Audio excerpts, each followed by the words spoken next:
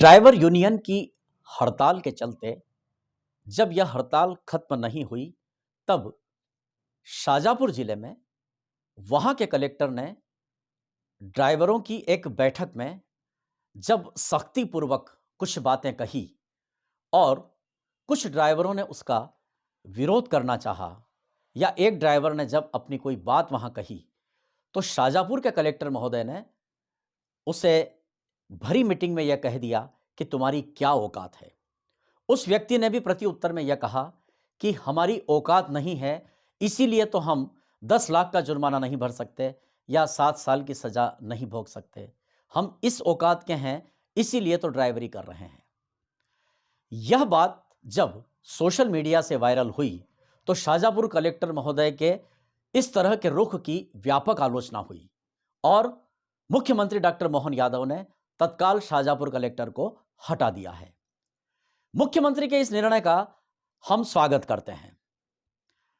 हमारे देश का जो वीआईपी कल्चर है, चाहे वे बड़े राजनेता हों या बड़े अधिकारी, वे अपने सामने अपने अधीनस्थों को तो कुछ समझते ही नहीं। मैं आपको एक वाकया याद दिलाना चाहता हूं। लगभग 7-8 साल पहले मध्य प्रदेश सरकार के ही एक मंत्री गौरी शंकर बिसेन ने बुरहानपुर की एक भरी सभा में एक पटवारी को शिकायत मिलने पर मंच पर बुलाया और कान पकड़कर उठक बैठक लगवाई। मंत्री महोदय के इस कृत्य का व्यापक विरोध हुआ। अगर कोई भी सरकारी कर्मचारी, कोई भी व्यक्ति कानून से हटकर या कोई भी नियम विपरीत काम करता है, तो उसके ऊपर कागजी कार्यवाही की जानी चाहिए, विभागीय कार्यवाही की जानी चाहिए। लेकिन किसी भी व्यक्ति को सार्वजनिक रूप से कोई भी मंत्री या कलेक्टर अपमानित करे, यह उन्हें अधिकार किसी ने भी नहीं दिया है। उस वक्त पटवारियों ने पूरे प्रदेश में हड़ताल की थी और मंत्री जी को वापस क्षमा मांगनी पड़ी थी। काश उस वक्त के मुख्यमंत्री उस मंत्री को हटा देते तो समाज में एक मैसेज जाता, क्योंकि हर व्यक्ति, चाहे वो मजदूर हो, किसान हो, गरीब हो, वो अपने घर का मुखिया है, वो अपने घर का राष्ट्रपति है।